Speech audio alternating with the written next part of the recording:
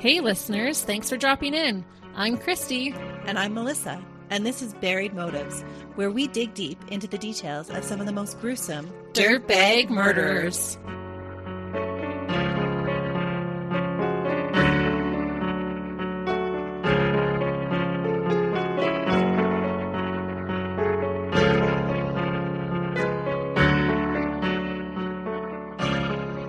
Hey listeners, welcome back. We're glad that you're here with us today. We really are.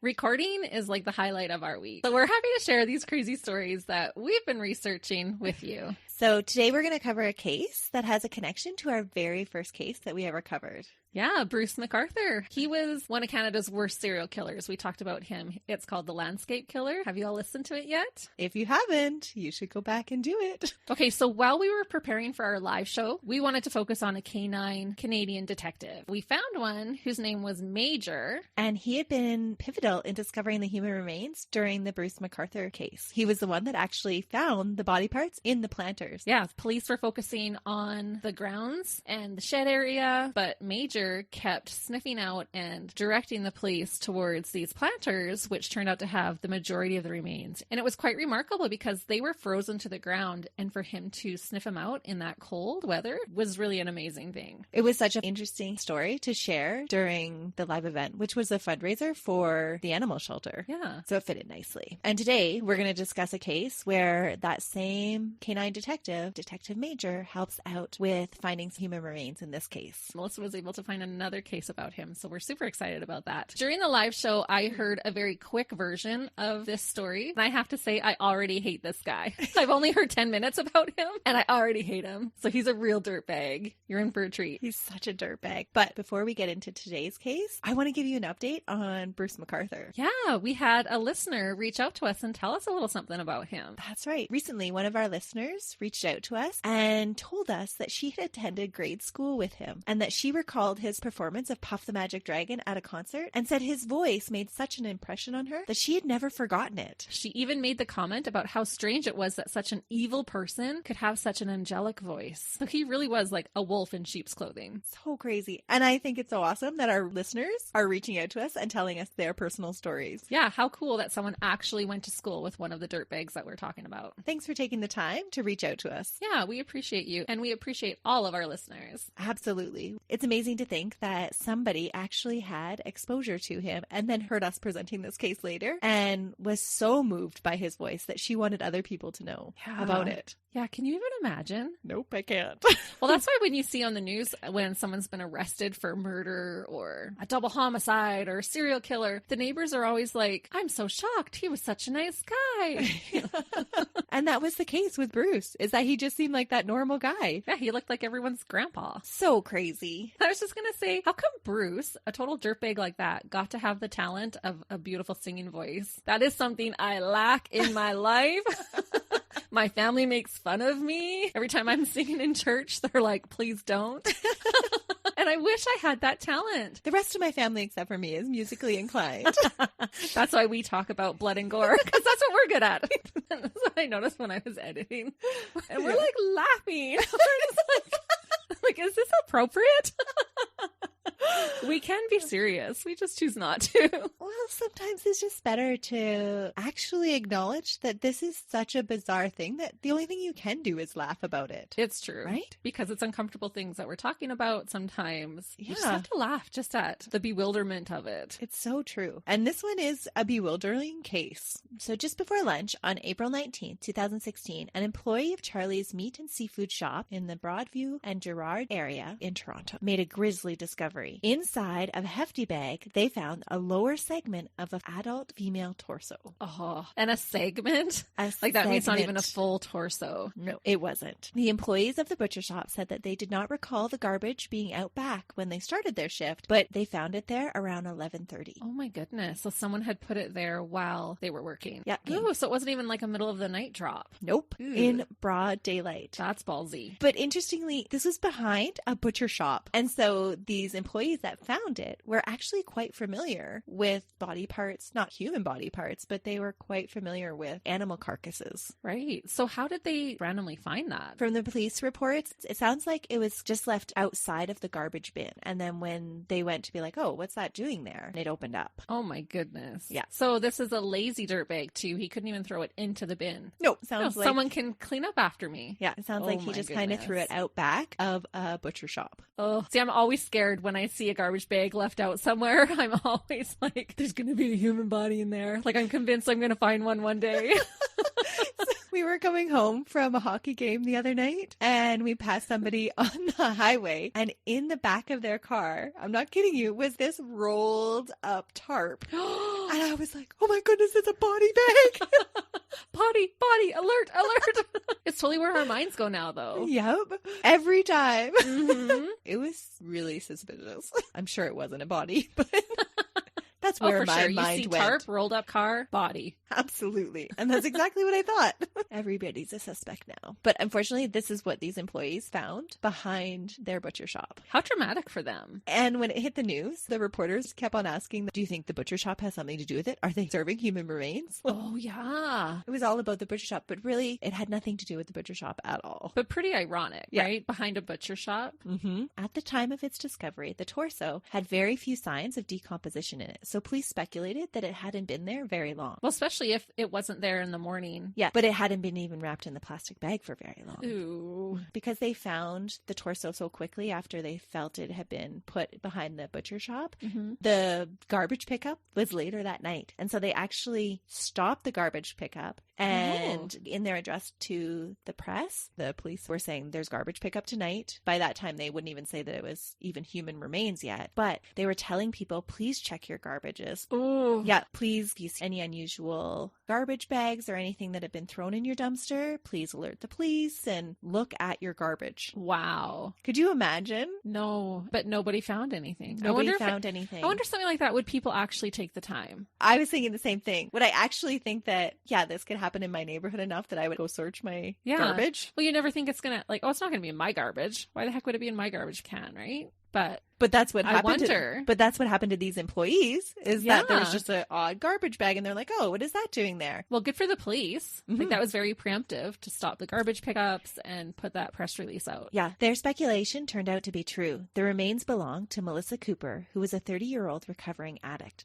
Known as Kita to her friends. She was reported missing by her family weeks before. Oh, so that's curious to me. Because what was she doing for that 2 weeks before? Because if her torso was fresh, she wasn't murdered 2 weeks prior. She wasn't. We'll put the mystery together. Okay. So her family had become worried when she failed to show up for a dinner with her grandma and had not been reachable on her cell phone. Her mother said that it was highly unusual for Melissa not to respond to phone messages. So apparently she was quite active on her phone. Okay. They had been posting photos on Facebook and even put up flyers around the neighborhood, including on the window of the butcher shop where her torso was found. Oh. I thought that was particularly disturbing. That is. She had previously lived on the street and had even spent some time in jail. But according to her family, she was making strides to turn her life around. She had recently got her GED and was planning to go to college to become a professional cake decorator. Ooh, really? That's right. Be a cake decorator. It's super fun. She was about to move in with her brother in order to save money for her tuition. So she was really on the track to turning her life around. And that's always so sad when you see a victim who was trying to make those positive changes in their life. Melissa wasn't perfect, but she was making an effort. She had days when she would slip into old habits. And this time period when her family was looking for her was one of those times where she had kind of slipped into old habits. So there was activity on her cell phone. So she just wasn't checking in with her family. Okay. The last time that Melissa had been seen was April 14th, 2016. She was seen alive on a security camera in the apartment building at 220 Oak Street in Toronto. Melissa was visiting and drinking with a friend on the 18th floor of the apartment building. Her friend stated that despite drinking a small bottle of whiskey, Melissa seemed pretty sober when she made the decision to leave his apartment, saying, "I'll be right back," leaving her backpack behind. Oh, which shows that she truly did intend on coming back. Yeah, he assumed that she had gone to visit her cousin, who lived on the 15th floor of the same building. So later, when this friend was giving his statement to the police, he revealed that Melissa had actually left his apartment looking for drugs for them to get high with. Oh. When she didn't return, her friend rode the elevators and searched different floors looking for her. And to think that she's in the building. Yeah. Oh my goodness. Police used the surveillance video of the building to determine that the last person to see her alive was Albert Ian Ohab, known as Ian. He was a 38-year-old self-professed addict who lived in the same apartment building that Melissa was visiting. He was currently on probation for assaulting a peace officer and so had to stay pretty close to home. Oh no. That just gave me the chills because he didn't have to even go out to search for his victim. His victim came right to him. Yep. That's so sad. Albert Ian Ohab was born in 1978. He was the youngest of 4 children. When he was 2, his parents got divorced, and at that time, his father was granted custody of him. Oh wow, that's unusual. It is really unusual, especially for the time period. Yeah, so mom had some struggles. He lived with his father in Barrie, Ontario until he was 12, when his father died suddenly of a heart attack. Oh. And he was returned to the custody of his mother and went to live in North York. Oh my. During his teenage years, Ian began using marijuana and then progressed to crack cocaine and heroin by the time that he was 15. 15? Mm-hmm. Crack cocaine by time he was 15. Yep. That's terrible. His use of drugs regularly in high school led to many run-ins with the law. His rap sheet would include convictions for assault, robbery, obstructing peace officers, assault of a peace officer, criminal harassment, and trafficking. Wow, that's a long list. Mm-hmm. Violence towards women was a reoccurring theme in Ian's life. Well, I wonder if he didn't have a good relationship with his mom. She's got some issues and struggles, if that's where that's stemming from. You see that a lot in men who target women as their victims, often have had a rough relationship with their moms. And that is so true.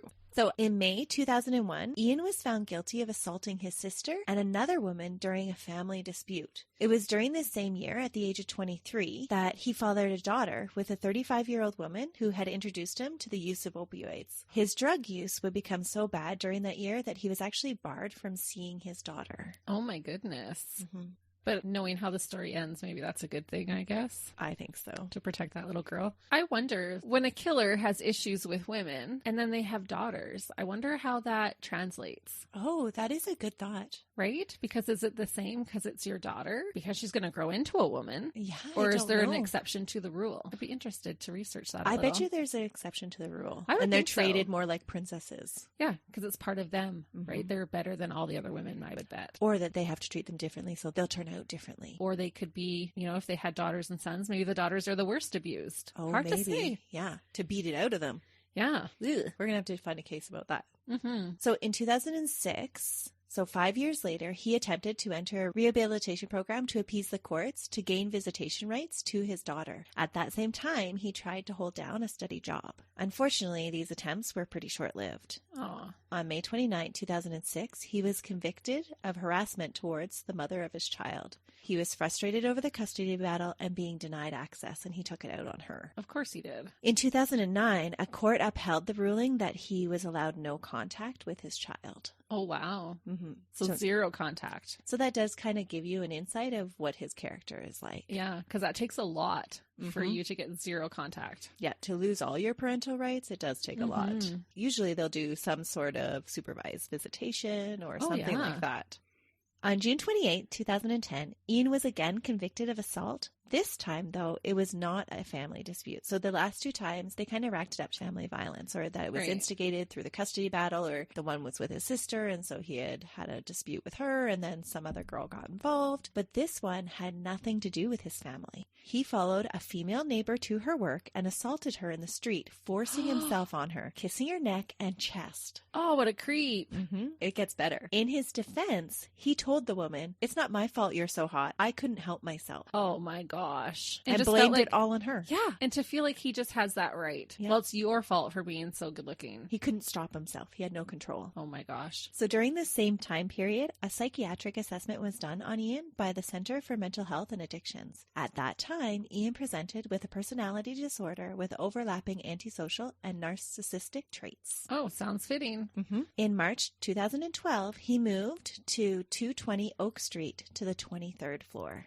So just going back to like that assessment, was he given any kind of treatment? Because it's one thing to get that assessment, but if you're not given any treatment or help for that, what does he do? It doesn't say that he ever entered any treatment facility. Okay. He could have refused. It could have been offered. Yeah, but they do know that he did have some psychiatric assessment done, at least. And it sounded like it was during that time that he went up on those assault charges towards that woman. So this address had a reputation in Toronto at the time. It had broken elevators, chronic bed bugs, and stairways that were constantly being used to smoke crack or complete drug deals in.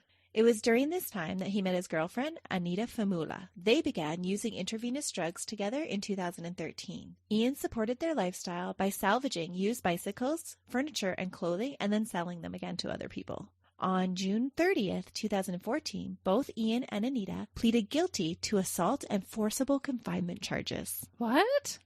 They had invited 2 women over to their house to drink and smoke crack cocaine. The first woman left when the get-together was wrapping up, but when the second woman attempted to leave, Ian prevented her from leaving by threatening her with a knife and then a baseball bat because he felt she owed him money. For the crack cocaine? Well, for something. He just felt like she needed to pay him. She ate his pizza? Like, what the I heck, don't know. Ian? They didn't allow her to leave for 2 days. 2 days? Yeah, they were holding her hostage until she could get this money. And she didn't have any money. She was at the apartment, but they wouldn't let her go to get money.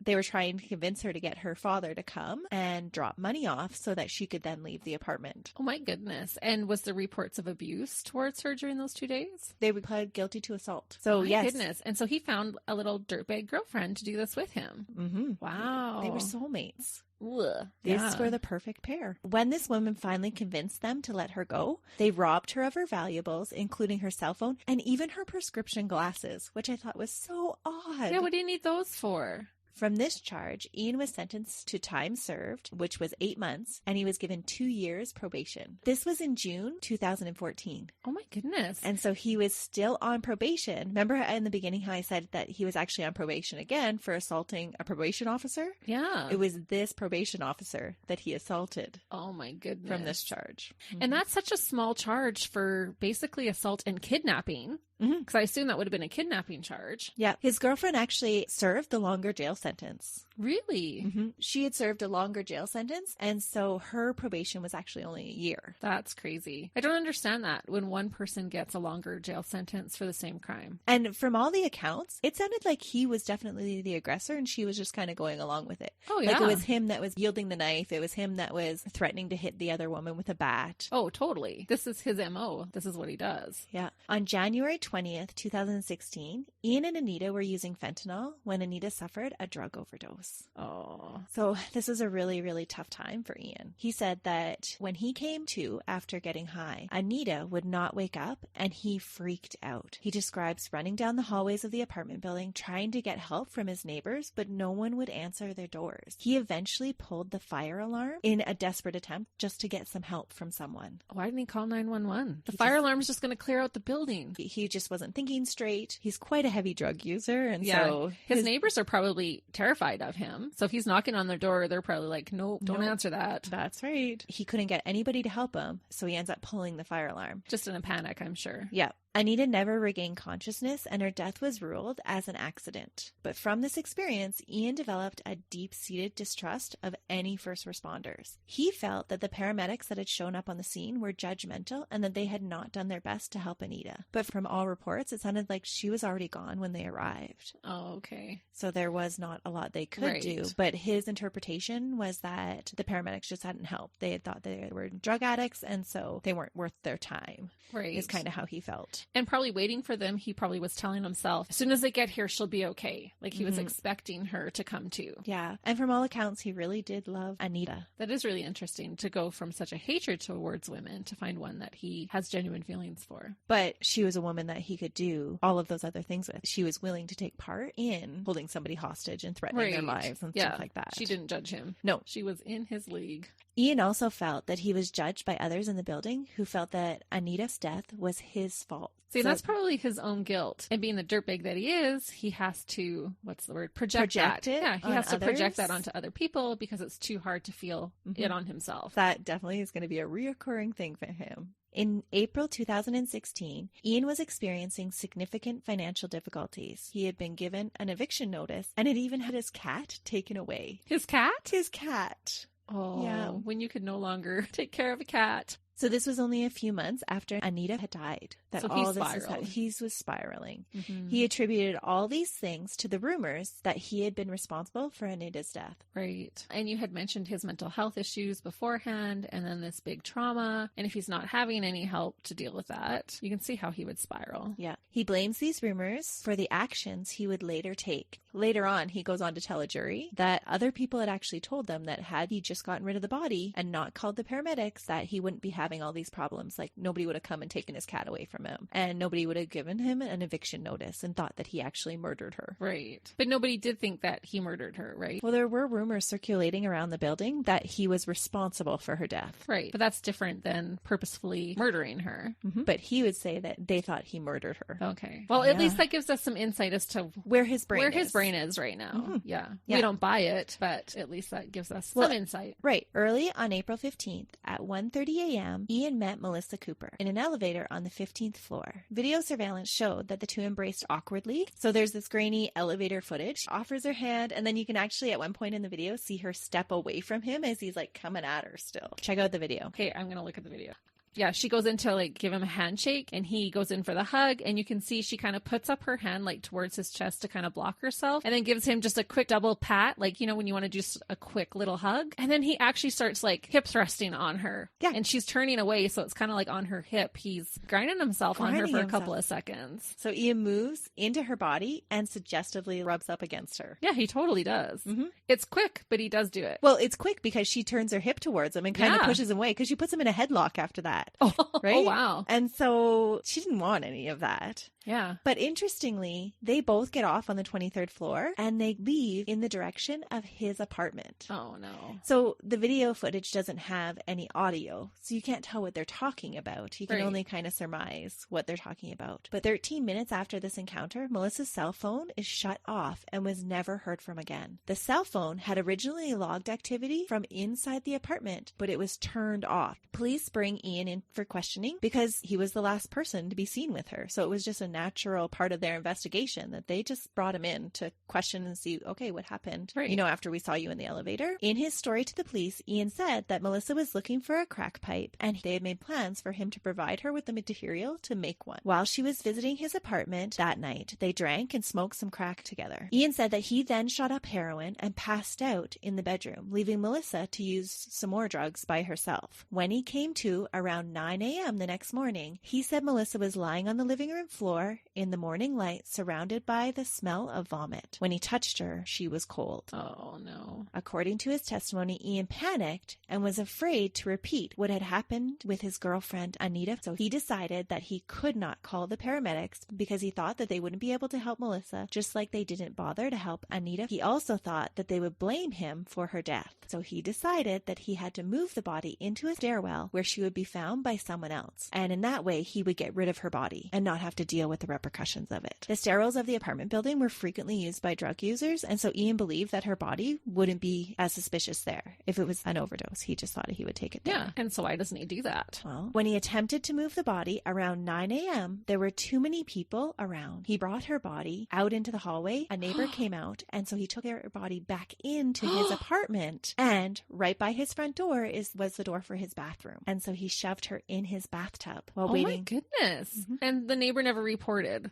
Like, oh, my neighbor just popped out of his apartment with a dead body. Nope, nobody reported anything. But I have to keep reminding myself, this is a rough building. This is a rough neighborhood. Building. It's filled with people the same. And at that time, like, it would just maybe look like he was carrying somebody that was passed out. Oh, which true. In this building was probably a common sight. Probably even just to see people passed out, you know, in the hallways or things too. But Ian describes it as a perfect storm because the bathroom was just right there. And so he needed to put her somewhere, and he decided, I'm going to put her in the bathtub. That was a logical It's like a hotel room where you walk in then the bathroom's like right Yeah, by the door. That's exactly the setup of it. And he decided that the bathtub would be a good place to keep her since he wanted to contain the leaking fluids. And I thought, wait a minute. If she was just killed, What leaking fluids did she have? yeah, she shouldn't have had any yet. No, none at all. So there's lie number one. A few hours later, he would decide that he would need to dispose of the body in a different way. He rode his bike to a nearby home hardware store where he purchased a hacksaw. Aw. He then returned and proceeded to dismember Melissa's body in a disturbing confession to the police. So this is while they had just brought him in to see, hey, do you know where this person went? You were the last to be seen with her. Right. He just lets all of this out to the He police. does? Yeah, he just tells all of these things. So why go through the trouble? Like, honestly, I'm too scared to call the paramedics because I don't want to get blamed. But now the police are questioning me, so I can just blurt it all out. In a disturbing confession, he says that after the dismemberment in the bathtub, the pieces were slippery. It was like a salmon almost. Like, like you grab a piece and hold on to it to put it in the bag, but it fumbled all over the bathtub. And can we just reflect for a moment how horrible that actually is? Like, we talk about dismemberment and it just seems like a thing. But if you think about the actual nitty-grittiness of dismembering a body. With a hacksaw. Yeah. Oh, Yeah. that's terrible. And so in his confession, there's no filter when No. he shares these details with the police. Well, yeah. Well, him talking about it being like a slippery salmon, we all know what that feels like. Yeah. Ooh. After he dismembered her body into several pieces, he claims to have disposed of them in different places, but was unable to recall the specifics because he was high. Oh my goodness. So he remembers like actually doing it, and he tells the police, yeah, I cut her. I remember going and getting the hacksaw. I remember cutting her up. This is what it felt like, but I don't know where the pieces went. Yeah, right. So he has selective memory. Ian was arrested on April 29th, just 10 days after the torso was found. Oh my goodness. Police had brought him in for questioning because of the surveillance footage, and Ian, during that interview, confessed to cutting up Melissa's body. But he maintained that he had not hurt her in any way. He had woken up after they had used drugs together and found her dead already in his apartment. I don't buy it. He was charged at that time only with indecency to a human body and was held in custody because he admitted to cutting up her body. But the police weren't buying Ian's story about what had gone on in his apartment and opened up a full investigation. Good. They began searching his apartment and found that it had been meticulously cleaned with bleach. Ian stated that he had just done a large purge and cleaning because he had had bed bugs recently. Police also interviewed friends and family that had seen Melissa just prior to her encounter with Ian. Then on May 3rd, an employee at a recycling plant on Arrow Road and Deerhide Crescent came across what he believed to be a human hand. The police canine unit was brought into the investigation, and the same German Shepherd that would later find the human remains in the Bruce MacArthur case, Major, found a right arm belonging to Melissa. Oh my goodness. So that's where Major fits into this case. Wow. He is so incredible. Just as a little side note, there's a whole documentary on Major. So if anyone's interested, you could watch that on him and his career. It's a pretty remarkable dog. He's retired now, but it is quite amazing what cadaver dogs can do. Yeah. So the forensic evaluation of the torso and the arm revealed there was a significant amount of bruising that had taken place prior to Melissa's death, leading the police to speculate that Melissa had been beaten by Ian before she died. Now this sounds like a more probable story to me. Yeah. On August 19, 2016, police felt that they had enough circumstantial evidence against Ian to charge him with the murder of Melissa Cooper, in addition to the charge that they had already given him of indignity to a human body. Good. The trial would take place over 2 weeks in January 2019. Ian pled guilty to causing indignity to a body, but not guilty to first-degree murder. Really? So he'd admit to hacking her up, but not to beating her to death. That's right. He said, nope, I didn't do that. It sounds like he really does have no recollection of doing that. That's crazy. The charge of first-degree murder would later be dropped down to second-degree murder, but Ian would maintain his innocence to that charge as well. Wow. So the charge was dropped down to second-degree murder because the judge felt that they could not prove with certainty that Melissa had been confined or sexually assaulted. So originally he was charged with first-degree because they watched that video that you just watched of him, and they thought, no, he was totally moving in on her, and they had thought that there had been some sort of like sexual assault assault maybe that had taken place. Yeah. Or that because she had been missing for so long and he had this other confinement charge against him of holding another woman in his apartment, that maybe he had held her there longer than what they had thought. Right. Because she was last seen on the 15th at 1:30 in the morning, and her body wasn't found again until the 19th, and it was fresh. Yeah, so he probably did have her confined. But they could never prove it, and so they actually dropped down the murder charge to second-degree murder. Even though they thought it was first degree. Even though they thought that there was a lot of evidence that maybe supported those things. Either she was sexually assaulted or that he had confined her, but they couldn't actually give enough evidence for it. So did any of her, like the people that had seen her on that last day, did they say she was covered in bruises and stuff? We're going to get there. Okay. Yeah. All right. And then I have another theory. Okay. So I'm thinking about that, like, because that would help to... Yeah. Cement, like... Yeah, okay, like that who he beat had her actually when that beat her happened? and that kind of stuff. But also, my guess is that because she went out looking for a pipe, right? Yeah. Is that what it was? Yeah. A pipe? Yeah. Pipe and So she went out drugs. looking for a pipe for drugs. He says, yeah, I'll help you with that. He's already grinding up on her. So he's already riled in the elevator. My guess is he wanted sexual favors for that pipe. And if she didn't comply, I think that's when things took a nasty turn. Yeah. I think that's a logical conclusion. Yeah. Of what happened. In my uneducated opinion. Yeah, that's right. It would be interesting to hear what other people think happened. Because this is really one where he says he has no recollection, and we go with the evidence that this happened and this happened. But because her arm and a segment of her torso are the only things that are found, they really can't even determine a real cause of death. Yeah, how could they? Or sexual assault. That's right. Right? Without those organs, like you can't. And that's why they dropped down the charge from first degree to second degree, because they didn't have any solid evidence to say there was no semen. Yeah. And we don't know how she was even killed. That's right. Oh, this is frustrating. Mm-hmm. So the prosecution relied heavily on the surveillance footage from the apartment building to discredit Ian's story of Melissa just overdosing. They presented the case that Ian had beaten Melissa to death over a spurned sexual advance or a theft gone wrong. See, that was my theory. Yeah, you're right on point. I think it's the sexual advance, just because he was so hyped up already on her. Yeah. And then he gets her alone in his apartment, and if he's doing that in the elevator, yeah, totally grimy little dirtbag. Such a dirt. Ugh.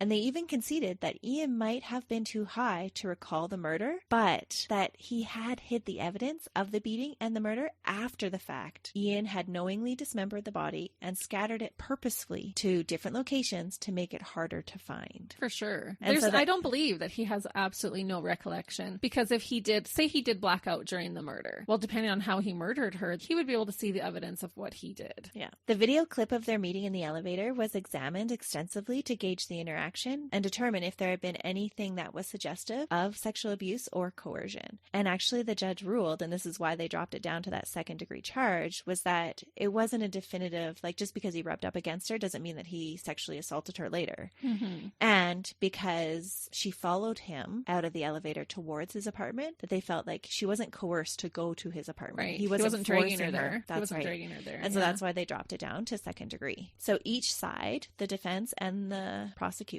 presented their take on what had happened in the elevator. The prosecution said that Ian had lured her into his apartment with the promise of drugs, and the defense said that it was just a chance engagement between mutually consenting parties. And it sounds like the judge went with the defense's take on it because they dropped it down to second degree. So it was actually during the trial that they dropped down the charge. Okay. Mm-hmm. So they're realizing we don't have enough evidence to win for the first degree charge. That's right. Video surveillance from the front entrance of the building and the elevators was also analyzed to show Ian's movements after he was seen with Melissa. Ian was shown clearly leaving his apartment about an hour after the two had met in the elevator at 2:28 in the morning. It was apparent in the video that Ian left wearing a different set of clothes than he had been wearing in the elevator before. So that means blood. When he leaves at 2:28, he locks his door with Melissa inside. He knew. He knew what he was doing. I don't buy it. It's hard to imagine that he didn't know. Okay, so if he's coming out in a different set of clothing, if he has, say, stabbed her to death in that amount of time, he blacks out, stabs her to death, and then comes to and knows enough to change his clothes. You're not covering your tracks afterwards. No. If you're in that kind of state, he'd be walking out all bloody. Yeah. So he's gone from his apartment for approximately 15 minutes at this time, and he claims that he left the apartment to go and find some more drugs to do. That's why he was leaving. The friend of Melissa's that she had been visiting earlier in the evening would testify that she had left his apartment with $60 searching for drugs herself, but that $60 was never found. And he probably did go get more drugs. Yeah. And And it really isn't a big shocker that the $60 wasn't found ever again, because most of her body is never found again. Yeah, that's true. Yeah. It's believed, though, that it was Melissa's money that Ian had used to purchase the drugs with when he went out during this 2 a.m. outing. Right. The next time that he leaves his apartment is also caught on video. It is on the afternoon of April 15th. Ian can be seen leaving the apartment and returning with a yellow and red home hardware bag. Ian would confirm the suspicions that he had left the apartment to purchase a hacksaw to dismember the body. So in the trial, when they show the video of him leaving this time and coming back with the home hardware bag, he's like, yep, that's the hacksaw that I purchased to cut her body up with. Oh my goodness. And remember, at this time, he's supposed to be so high that he can't remember any of his actions, but it was obviously not so high that it would impede him from going to the hardware store, like all the way out to the hardware store to get supplies. Yeah, I don't buy it. And how he would remember little bits here and there. Well, maybe that's how it works, though. Your memory can be a crazy thing. So during the trial, evidence was shown that Ian put a great deal of effort into cleaning his apartment to avoid detection. Again, all the time that he was in this kind of drug-induced stupor over the next few days. Police investigators were not able to locate any visible droplets of blood on any surfaces within the apartment building. So he was thorough. Despite Ian confessing to dismembering Melissa's body in the apartment. Wow. So that's quite a cleanup. That is. But he did it in the tub, right? He did it in the tub. Yeah, but you would still expect to find visible blood somewhere, like on the back of the shower curtain or on the shower curtain rings, the underside of the faucet, where people would normally think to clean. Right? Oh, yeah. The light switches, the door handle. Yeah, things like that. Yeah. But no, the Luma Crystal Violet application yielded only smear marks and blood found beneath the tiles in his bathroom. Oh. And I thought this was interesting too, that it showed smear marks. She had died of natural causes in the living room. He had moved her body. Why were there smear marks? That would be him dragging her, like the blood with her. Yeah. So the blood that they found was consistent with Melissa's blood type, but there was not a sufficient quantity to actually do a DNA analysis. Wow. He had cleaned up really, really well. In the days following Melissa's disappearance, Ian was seen on the surveillance cameras throwing out furniture from his apartment, borrowing bleach, and using shopping carts to move cleaning supplies and garbage bags to and from his apartment. And why would he need to move furniture? Okay, I'm going with stabbing. It was a bloody mess. It had to have been to have the blood smeared. And if you're having to get rid of furniture, because there's evidence on there, or sexual assault maybe on a couch or something like that. Yeah, who knows? Maybe. But yeah, he got rid of furniture. And he says that it was because he had bed bugs that he was getting rid of furniture. But like some of the furniture isn't like soft surfaces. It's not couches. It's like tables. Oh my gosh. In these videos, Ian can be seen smiling and greeting other residents of the building as he leaves and re-enters the building. He looks relaxed and self-satisfied. In one video, on the morning of April 19th, Ian was shown leaving his apartment with an obviously heavy load in one of those like little push buggy carts. You know those foldable ones that you can take to the grocery store? One of those carts. Wearing gloves and a hoodie pulled down over his face. He returns about 20 minutes later. The hoodie and the gloves are gone. So he even got rid of those.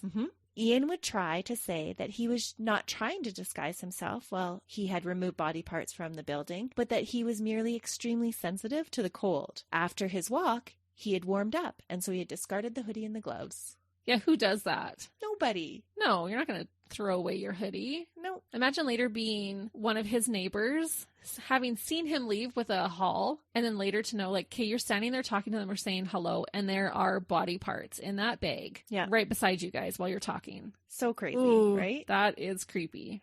He says that he did the complete overhaul because of bed bugs and that it didn't have anything to do with Melissa's death. On these videos, he seldom looks upset or conflicted. And after he borrows the bleach, you can see him like bounce back to his apartment like he's got a jolly little step. Oh, seriously? Yeah, it's so crazy. Like he skips. And you would expect like somebody in this kind of drug-induced stupor that doesn't have any recollection or memory of killing somebody, you wouldn't expect them to bounce the way he did. Like it's literally a bounce. Yeah. In the video. So it's like no sweat off his back at all. No, like, he's happy that he's cleaning up and talking to people and yeah, if you're skipping back to your apartment with bleach, there's something wrong there. Watch out for your neighbors, everybody. If you see someone skipping and hopping and jumping and all happily to their apartment with bleach. Well, you can borrow a cup of sugar. You can't borrow bleach. No, don't borrow bleach. Don't give it to them. No. So because there are only 2 body parts ever found, the autopsy did not provide a lot of information or a clear cause of death. A muscle sample revealed alcohol and cocaine were present in Melissa's system, but because there was no way to collect urine or blood, a toxicology test could not be performed. The investigation was also not able to conclude if Melissa had been sexually assaulted. That's unfortunate. The examination of the torso revealed that there was clear evidence that Melissa had been beaten prior to her death, meaning that blood was still circulating to form these bruises. Right. Her lower torso showed extensive contusions on her buttocks that had occurred prior to her death. Oh, so it was a good size piece of her torso then. Mm-hmm. I was just picturing a smaller piece. Cross segment. Huh.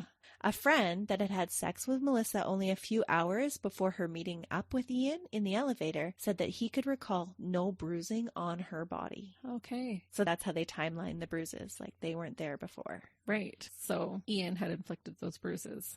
Well, more than likely. More than likely. Or I thought that, well, there's no saying that he didn't put those bruises there because bruises take some time to show up. That's true. But most likely Ian did it. Perhaps the most damning part of this trial was when Ian took the stand himself. He testified for 2 days and was seen to lecture the court on racism, sexual diversity, and the trials of being an addict. Oh my goodness. All the while, his lawyers are urging him to stop talking. Oh.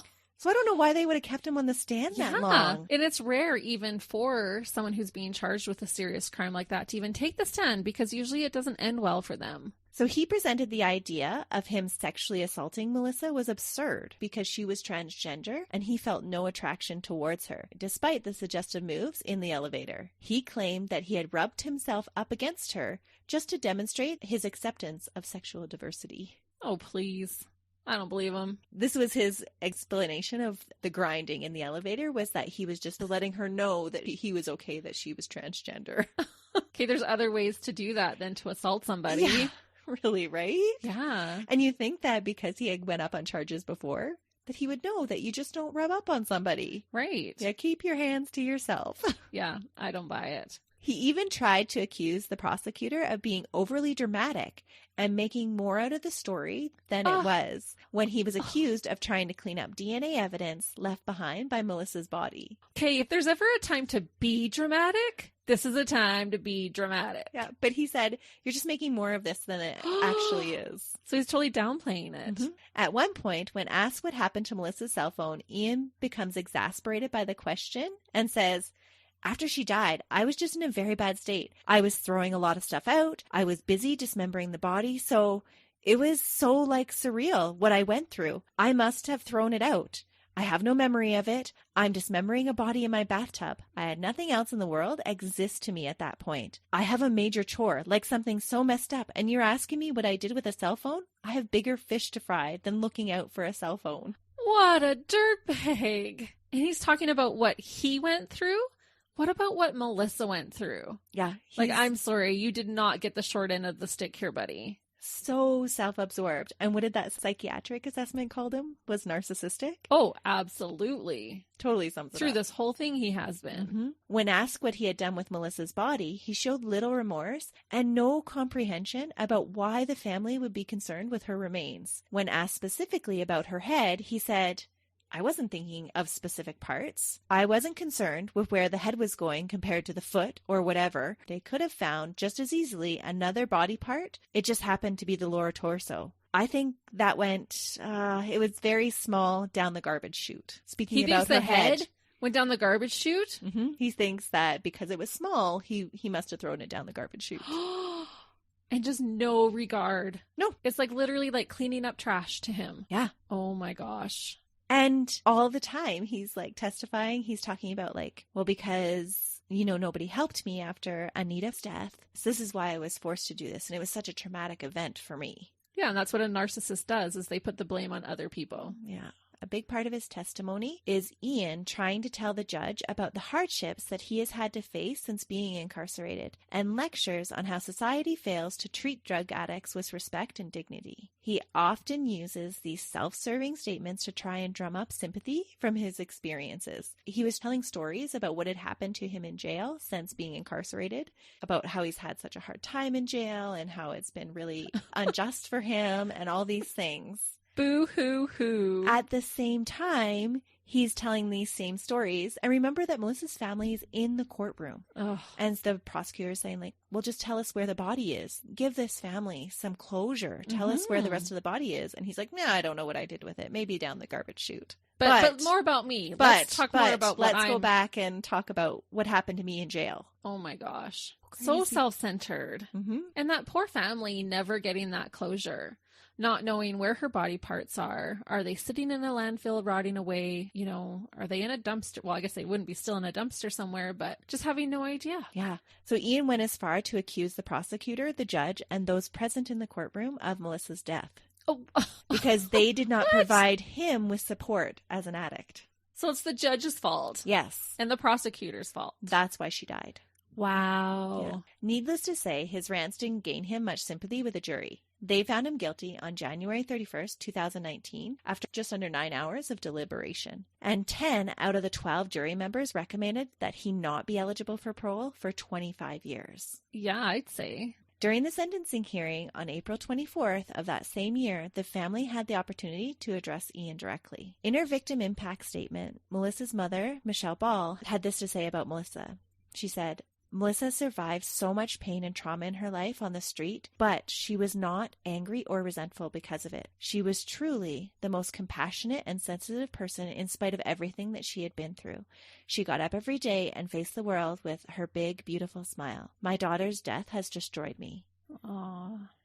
Ian appeared unmoved by this or any of the other statements that were delivered. While the victim impact statements were read, Ian could be seen smirking as they were addressing him and even interrupted one of the statements, demanding that Melissa's partner tell him why she felt that she was special enough to address him. Are you serious? Mm-hmm. How did someone not pull out a gun and shoot him in that courtroom? Yeah. Like, he is adding insult to injury. Yeah, he just kind of sat back and smirked. And who are you to address me? Yep. Oh my gosh. A judge sentenced him on April 24th, taking into account his attitude that he had shown throughout the trial and his past convictions. So remember that this actual case is pretty circumstantial. There's not a lot of evidence to say that he really did commit the murder because there's no cause of death. You don't have a body part. There wasn't a lot of trace evidence because he had done such a good job cleaning up afterwards. And he has no recollection. There's no witnesses. There's nothing. But he is found guilty. That is crazy. I do have a question. And I know polygraphs aren't like 100% science, but was there ever a polygraph done on him to see if he actually had some type of recollection? No, I didn't find anything about a polygraph at all. So he received a life sentence with no eligibility for parole for 22 years and an additional 5 years for defiling the body to be served consecutively. Okay. He's such a dirtbag. He is such a dirtbag. He has no remorse, nothing. No. And can you imagine what the parole hearing is going to be like in 22 years from now? No. Hopefully he'll develop some remorse by that time. Hopefully. Many of Melissa's family had mixed emotions about the verdict and sentencing. One of Melissa's friends expressed the same mixed emotions, stating to the press, I feel a sense of relief, but I still don't feel that justice has been served because we don't know where the rest of her is and will never be at peace. That's true. I do feel like there's a larger sentence for something so circumstantial. With them not having all of that evidence, he could have gotten way less. And we see that happen sometimes in the justice system. So even though I think maybe he should be in there indefinitely, yeah, at least he's got at least 22 years. Yeah, that is true. And people do serve a lot less. Yeah. For sure. For crimes where they have concrete evidence. Yeah. And I just thought closure after somebody dies is so important. Mm-hmm. And for her family, not knowing where her remains are would be so difficult and haunting. I was just going to say that would be haunting. Yeah. Another friend pointed out the sentiment that is so sadly shared among family members and friends of murder victims. She said, he still gets to breathe. He still gets to laugh and be with his family if he wants to have visits, but my friend doesn't get that anymore. That's so true. And that so many times in so many murder cases, we hear that's one of the main victim impact statements is that no matter how much time that they can be sentenced to, it's never enough because they still get to do those things. Yeah, it's not going to bring their loved one back. And that's what makes it so appalling that he's complaining about his conditions in prison. Yeah. Right? Like, what are you expecting? Yeah. You're still getting to eat. Yeah. You're still getting to You're not at the Hilton. You're not at a 5-star hotel. Yeah. And maybe there really is no real restitution that could ever be enough because honestly, how can you bring a person back? You can't. No. But maybe the peace comes from knowing that Ian won't be out on the streets anytime soon. That is true. So this is a case of the deluded and delusional Albert Ian Ohab who dismembered the body of a woman to cover up his crimes. That's crazy. He did give me William Michael Dennis vibes, how he had blamed the jury. Like if the jury had found his ex-wife guilty, he probably wouldn't have been inclined to murder her. Yeah, throughout his trial, it sounds like he blamed the paramedics and their treatment of him, of just not taking him seriously and he actually never says that he murdered her. Right. He won't take responsibility for that, but the evidence does suggest that he did. They found him guilty. Yeah. But... So this is a really current case. So it'll be a while till he's allowed out. Yeah. Wow. Well, what a wild ride. I'm glad that I got the full story now because you had really perked my interest when I heard just the little tidbit of it. So. And I find it so interesting how some dirtbags just get under your skin. Yeah. And just like you said last week about how when they don't show remorse and they're just kind of cocky and blaming everybody else, it just irks you. It does. So hopefully, ladies and gentlemen, we haven't left you with an irksome feeling, though. We'll give you some bloopers real soon to help cheer you up. That's why we put those in there, so we can leave things on a positive note. And you can laugh at how dumb we are sometimes. Not dumb, but what's the word? How much we fumble sometimes. That's right. It's real life over here at Buried Motives. Absolutely. Thanks, everyone, for listening. Next week, Christy's going to enthrall us with another disturbing case. Enthrall. I will try. That'll be my goal, to enthrall. So make sure you check us out next week. And if you're able, we would love it if you could give us a positive review on Apple Podcast. Yes, those 5 stars would be amazing. Yeah, or wherever you listen. If you're able to leave a review or rate us a 5-star, we would love it. It's a quick little thing that you can do, but will really help us out. So we appreciate it. Absolutely. And if you're ever on Facebook, comment under any of the cases. For sure. Join the conversation. But other than that, we hope you guys have a most wonderful week. See ya. Bye.